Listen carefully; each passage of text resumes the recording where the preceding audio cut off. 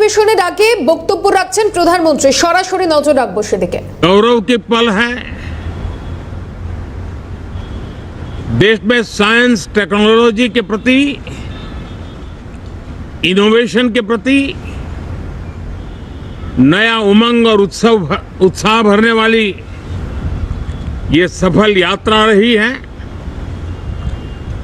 और पूरे सांसद, लोकसभा राज्यसभा दोनों सदन देशवासी जिस गौरव का अनुभव कर रहे हैं उसमें एक स्वर से जुड़ेंगे, एक स्वर से इसका यशगान होगा जो भारत को अंतरिक्ष में नई ऊंचाइयां पर पहुंचाने वाले जो भावी कार्यक्रम है उनके लिए भी प्रेरक बनेगा, प्रोत्साहक बनेगा। साथियों, ये मॉनसून सत्र एक विजयोत्सव है। पूरी दुनिया ने भारत की सैन्य शक्ति का, भारत के सैन्य के सामर्थ्य का रूप देखा है। ऑपरेशन सिंदूर में भारत की सेना ने जो लक्ष्य निर्धारित किया था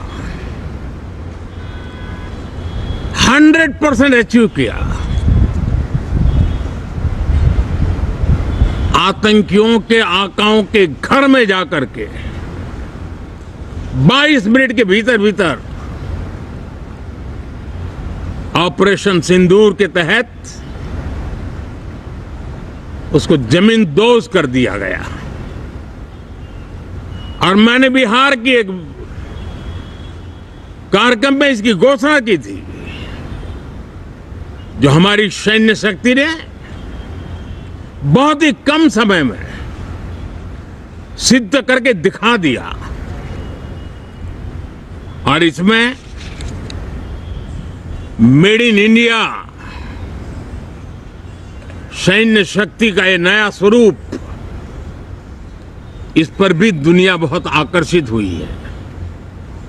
इन दिनों विश्व के जिन जिन लोगों से मिलना होता है तो भारत के इस मेड इन इंडिया जो औजार तैयार हो रहे हैं उसके प्रति दुनिया का आकर्षण बढ़ रहा है। मुझे विश्वास है कि जब सदन इस विजयोत्सव को एक स्वर में विजय के भाव से इस सत्र के दरमियान उन ओजस्वी तेजस्वी भावनाओं को प्रकट करेगा तो भारत की सैन्य शक्ति को बल मिलेगा, प्रोत्साहन मिलेगा, देशवासियों को प्रेरणा मिलेगी और सैन्य क्षेत्र में जो रिसर्च, इनोवेशन और मैन्युफैक्चरिंग हो रहे हैं, made in India defence equipment बन रहे हैं, उसको भी एक बल मिलेगा और जो भारत के नौजवानों के लिए नए रोजगार के अवसर पैदा करेगा। साथियों, ये दशक हम एक प्रकार से देख सकते हैं कि शांति और प्रगति कंधे से कंधा मिलाकर के आगे बढ़ने के कदम कदम पर प्रगति के एहसास करते रहे हैं। देश कई प्रकार की हिंसक वारदातों का शिकार रहा है, लंबे अरसे तक शिकार रहा है। देश आजाद हुआ तब से ये समस्या को हम झेल रहे हैं, चाहे आतंकवाद हो, नक्सलवाद हो। कोई प्रारंभ में शुरू हुआ होगा, कोई बाद में शुरू हुआ होगा, लेकिन आज नक्सलवाद का, माओवाद का दायरा बहुत तेजी से सिकुड़ रहा है।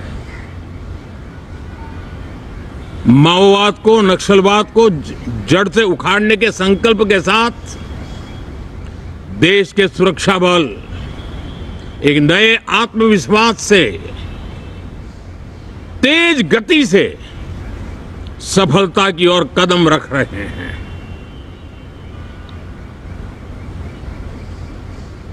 और मैं गर्व से कह सकता हूं,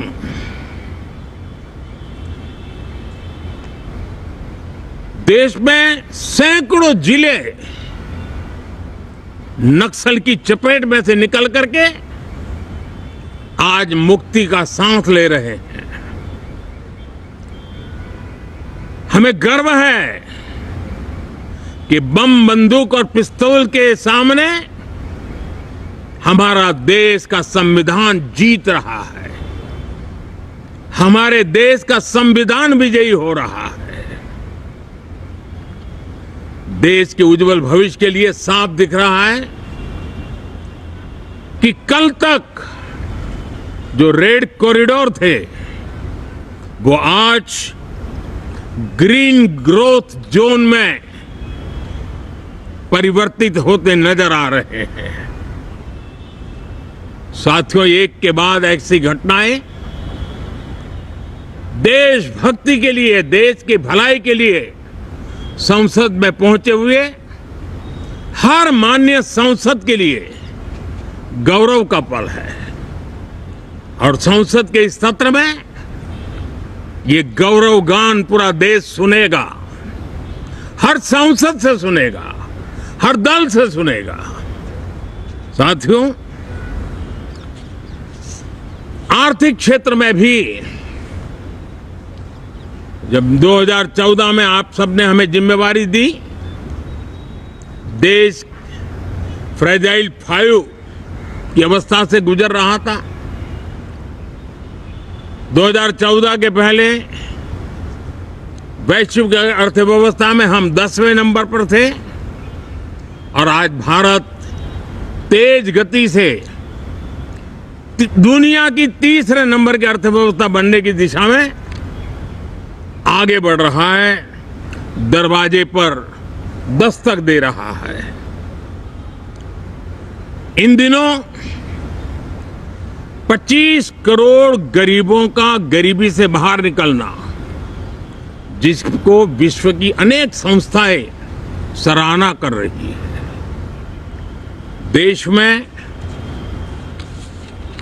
एक जमाना था 2014 के पहले जब महंगाई का दर, इन्फ्लेशन रेट डबल डिजिट में हुआ करता था। आज 2% के आसपास आकर के देश के सामान्य मानव के जीवन में राहत बन गया है, सुविधा बन गया है।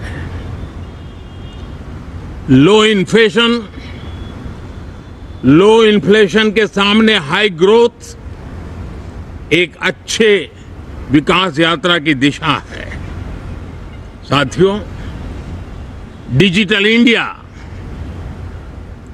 यूपीआई आज भारत के एक नए सामर्थ्य को दुनिया देख रही है, पहचान रही है और ज्यादातर देश में उसके प्रति एक आकर्षण पैदा हो रहा है। यूपीआई ने फिनटेक की दुनिया में अपने एक नाम कमाया है। रियल टाइम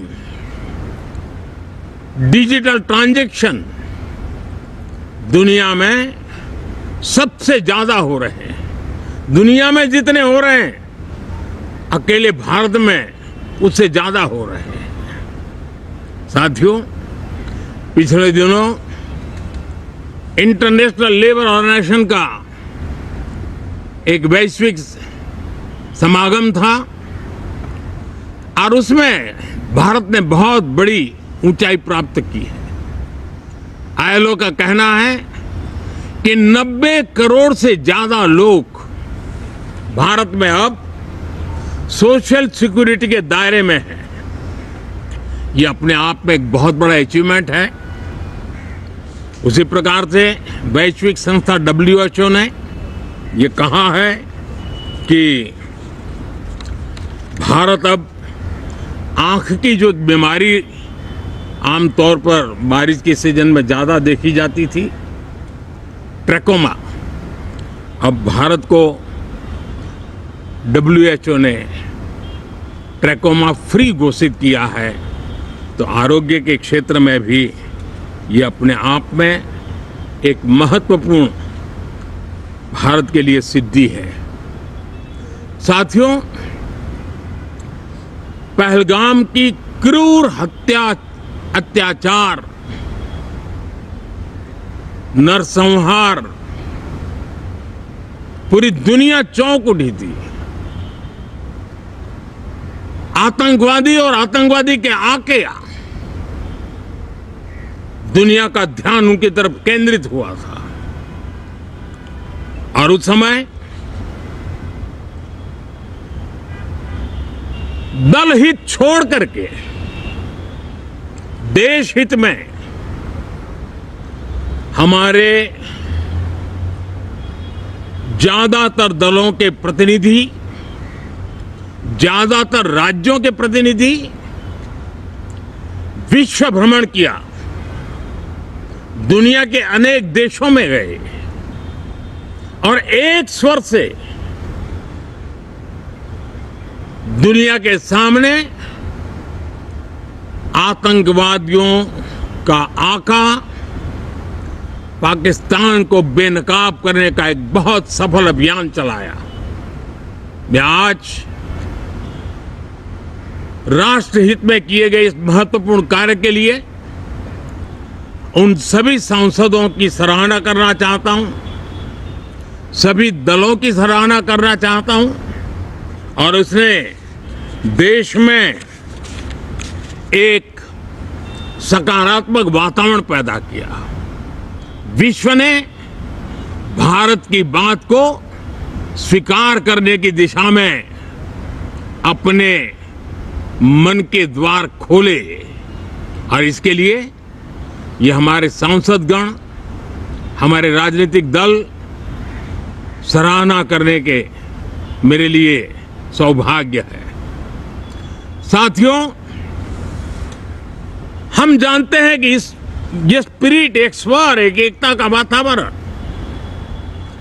देश को कितना उत्साह से भर देता है। विजयोत्सव का ये पर्व इस मॉनसून सत्र में भी उसी भाव से प्रकट होगा। देश की सैन्य शक्ति को सराहना करेगा, देश के सामर्थ्य का गौरवगान करेगा और देश के 140 करोड़ नागरिकों को नई प्रेरणा का कारण बनेगा। मुझे विश्वास है कि हम सब मिलकर के डिफेंस के क्षेत्र में आत्मनिर्भर होने के इन प्रयासों को बल दें, सेना के सामर्थ्य की सराहना करें और मैं आज देशवासियों के सामने जरूर कहूंगा और देश के राजनीतिक दलों से भी कहूंगा कि देश ने एकता की ताकत देखी है, एक स्वर का सामर्थ्य क्या होता है देखा है। तो सदन में से भी सभी माननीय सांसद उसको बल दें, उसको आगे बढ़ाएं और मैं जरूर कहूंगा राजनीतिक दल अलग अलग हैं, हर एक का अपना एक एजेंडा है, अपनी एक भूमिका है, लेकिन मैं इस वास्तविकता को स्वीकार करता हूं कि दल हित में